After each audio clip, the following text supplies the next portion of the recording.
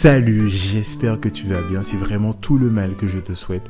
Aujourd'hui, tu l'auras lu dans le titre, on se retrouve pour un nouveau concept, lettre de noblesse.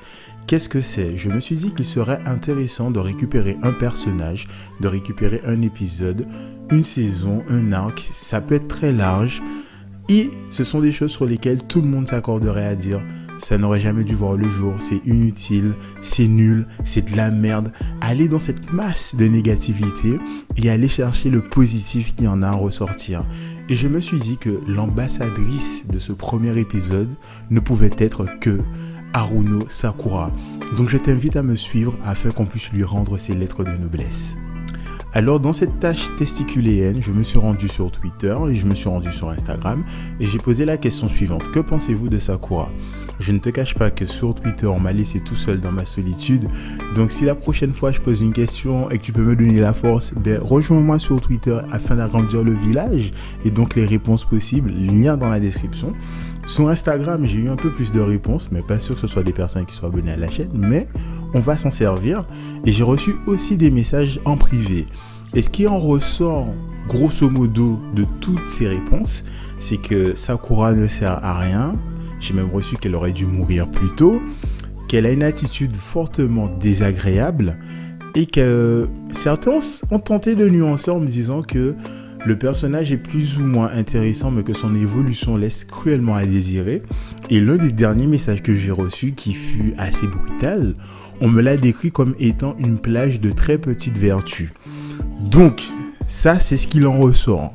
Il faut qu'à la fin de la vidéo, que ce soit nuancé, que tu te dises, mais en fait, elle est peut-être pas tout ça. Donc, premier cas, on va y aller maintenant. Alors, dans la démarche, voilà comment ça va se passer. Je vais extraire de la vie de Sakura 3 moments marquants qui, selon moi, sont, comment dirais-je, ce petit millésime positif dans toute cette négativité qui te démontreront que Sakura, en vérité, elle est cool. Elle aurait pu être bien plus cool, mais en l'état, elle est cool. Alors, je vais te poser le contexte. On est dans Naruto, l'examen des Chunin. Donc, on retrouve Sasuke, Naruto, Sakura dans l'épreuve de survie dans la forêt de la mort, si je ne dis pas de conneries. Ils vont croiser un ennemi beaucoup trop fort pour eux, mais on pourra compter sur Sasuke et Naruto qui vont faire le café et réussir à repousser cet ennemi. Cependant, ils vont finir grièvement blessés. Et qu'est-ce qui va se passer? Ce sera Sakura de les défendre. À ce moment-là, on a un premier symbole de l'émancipation de Sakura, de son rôle de jeune fille égoïste et superficielle. C'est qu'elle passe de la princesse à défendre à la princesse chevaleresque qui doit défendre ses protecteurs. Donc déjà, symboliquement, c'est assez fort et en fait, elle va tenir ce rôle. À tel point qu'à un moment donné, elle va se retrouver dans une situation où elle sera agrippée par les cheveux. Et pour s'en sortir, elle va décider de les couper. Et là encore, je pense que là, réellement, c'était vraiment le premier gros symbole fort et imagé qu'on pouvait voir là concernant et sous cet aspect d'émancipation de la personne égoïste et superficielle qu'elle a été. Parce que ses cheveux, on l'apprend dans un flashback, elle les avait laissés pousser pour plaire à Sasuke, donc plaire à autrui. Et en fait, là, on se rend compte qu'elle est prête à sacrifier des choses pour lesquelles elle a finalement travaillé pour des raisons égoïstes et superficielles, pour protéger des personnes qui lui sont chères d'une certaine façon. Parce que à ce stade, elle n'apprécie pas réellement Naruto, mais en tout cas, elle semble être amoureuse de Sasuke. Et donc se défaire, finalement, elle s'est défaite de la petite fille qu'elle a été pour défendre les gens. Et en avançant dans cette scène, malgré son manque de force, on voit la volonté, la ténacité de la petite à vouloir protéger ces deux garçons. Bien évidemment, on connaît tous la suite. Rock Lee va venir et prendre la suite des événements en main. Mais à ce stade-là, c'est le premier truc où tu étais censé te dire Sakura n'est pas si nulle ou n'est pas si chiante que ça. C'est simplement une gamine qui demande à évoluer et à gagner en maturité. Mais ça ne s'arrête pas là. Nous allons avancer un petit peu dans le temps. Nous sommes 2 ans après Naruto. Nous sommes dans l'ère Shippuden, précisément dans l'arc à la poursuite de Gaara. On retrouve Sakura qui fait un team-up avec Shiobasama afin d'affronter un membre de l'Akatsuki. Sasori, aka le maître des marionnettes, Et là, on va faire face à une Sakura qui a grandi, qui est en pleine phase de puberté, et qui là va devoir nous démontrer qu'elle a progressé en tant que ninja. Parce que, bon, je n'ai pas relevé le truc, je n'ai pas été profondément dans l'arc Naruto, mais en fait, elle distribue certains symptômes qu'elle a gagnés en maturité jusqu'à demander à Tsunade de devenir son disciple. Et là, en fait, c'est le résultat, en fait, finalement, de ces 2 ans passés. Est-ce que Sakura est toujours aussi inutile, ne sert à rien, en tout cas en plein combat? Et la réponse est non, parce que là, elle nous délivre une performance incroyable.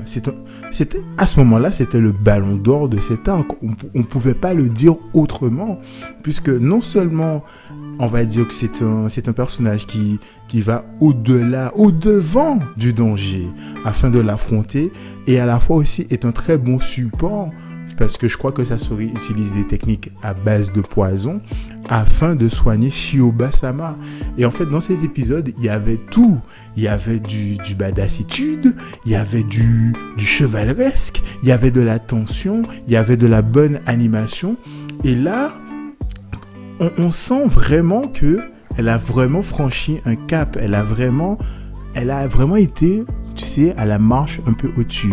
Elle a progressé, elle a level up.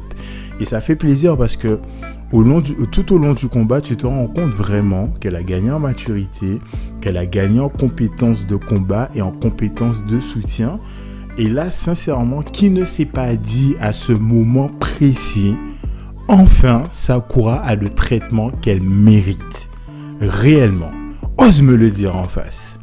Mais en attendant que tu décides de le faire, on va encore avancer dans le temps pour te rendre compte que finalement, Sakura n'a pas cessé d'évoluer, elle a simplement pris son temps. Bon, là, il s'agit d'une petite ellipse temporelle dont je ne pourrais vous signifier combien d'années s'est écoulé, mais on est dans Boruto, The Next Generation, et là, en fait, ce qui se passe, c'est que tout le monde a grandi, dont Sakura, qui est maman, et dont la maternité va être remise en cause à cause d'une paire de lunettes. C'est incroyablement incroyable que je t'invite à suivre cet arc. Et de toute façon, même si tu n'as pas suivi cet arc, je crois qu'à l'époque, ça avait tellement fait grand bruit que certains en avaient parlé dans leurs vidéos. Mais on va passer ce petit détail insignifiant et on va aller au moment qui nous intéresse le plus.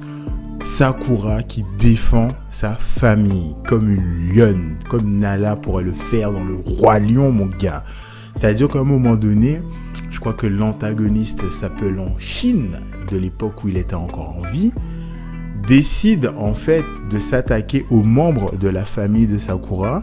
Et là, Mamzelle pète un plomb. Elle décide que non, personne ne va mourir si ce n'est celui qui décide d'agresser ma famille. Là où on avait une Sakura qui parfois pouvait être hésitante ou un peu chiante parce que finalement, à la fin de Shippuden, elle n'était pas si entreprenante que cela. Elle était plus en mode suiveuse où elle accusait certaines conséquences et de ce fait, elle était obligée de suivre le pas, de suivre ce qui a été dicté. Or que là, en fait, l'agression lui est directement adressée par le biais de Sasuke et de Sarada qui sont sa famille actuellement. Elle décide que non, on va pas lui marcher sur les pieds et je vais taper des gueules. Ce sont mes enfants, enfin c'est ma fille, c'est mon mari. Mon gars, même si Missy m'a fait un coup à l'antillais, il s'est barré une fois que je suis tombé enceinte, c'est moi qui ai coup, à pas vous. Et ça, on peut... C'est dommage parce que ça c'était très bien, c'était on va dire une évolution normale ou en tout cas une prémisse à ce qu'on puisse constater cette évolution, mais ça a été très vite coupé par les événements qui ne sont pas liés directement à Sakura, mais à ce moment-là, personnellement, elle m'a fait plaisir. Et en fait, je pense que c'est ça la plus grosse malédiction de Sakura, c'est qu'à certains moments clés, que ce soit lors de l'examen de Chunin, que ce soit quand Sasori dans Shippuden, que ce soit ce dont je parle là dans Boruto, elle distribue des indices qu'elle a évolué, qu'elle a mûri, mais c'est tellement pas développé par la suite que ça donne l'impression qu'elle ne sert à rien. Mais je vais te donner un exemple ultime qu'elle ne sert pas à rien, et je serai même généreux, je vais t'en donner deux. Le premier sera pour les anciens. Si je vous dis Sakura, il y a 90% de chances que vous voyez la tête d'Haruno Sakura de l'équipe 7. Mais combien d'entre vous ont simplement imaginé Sakura, la chasseuse de cartes? Je ne suis pas sûr. Je ne suis pas sûr. N'osez pas mentir et dites-le en commentaire. Deuxième exemple, beaucoup s'accordent à dire que Sakura ne sert à rien dans le scénario. J'irai pas jusque là parce qu'elle a vraiment eu des moments marquants. On en parle encore aujourd'hui. Maintenant, si nous la mettons en comparaison avec Inoue, parce que finalement, de très loin ou de façon assez bourrine, on peut dire qu'elles occupent le même rôle en fait. C'est-à-dire qu'elles sont des soigneuses, elles sont là pour supporter le ou les héros. Mais je suis désolé de vous dire que Sakura a eu un impact plus important dans l'histoire de Naruto que Orihime dans l'histoire de Bleach. Moi, tu me dis Orihime, j'ai en tête les épisodes 272 par là, où elle crie « Yamete !» Hein? Non, elle crie pas Yamete, elle dit « Tasukete Kurosaki-kun !» Un truc du genre. Et vraiment, moi, c'est la seule image que j'ai de Inoue dans Bleach. Or, moi, tu me dis Sakura, je te sors l'examen de Chunin, je te sors son combat contre Ino, bon, bien qu'ennuyant, mais qui racontait quelque chose. Tu me dis ça aussi. Il y a aussi dans l'arc Pain où elle a été d'une certaine façon très utile, même si elle nous a fait un coup de Naruto, Tasukete. Mais en tout cas, elle était là. Bon, la 4e grande guerre étant ce qu'elle était, je ne vais pas rentrer dans les détails, mais là encore, elle a servi plus ou moins à quelque chose. Tu vois, je me rappelle de tout ça. La preuve que c'est un personnage qui a sa marque et qui a laissé son empreinte sur l'œuvre Naruto, qu'on le veuille ou non, que ça ait été maladroit ou non, il y a tout cet aspect positif qu'on peut extirper. Ce n'est pas le cas de tous les personnages, donc féminins, en tout cas dans les shonen, et c'est bien dommage.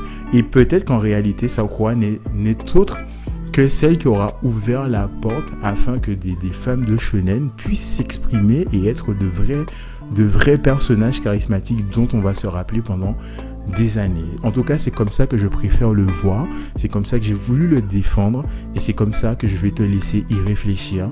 Je te laisse me donner ton avis encore une fois en commentaire et d'ici à la prochaine vidéo, porte-toi bien.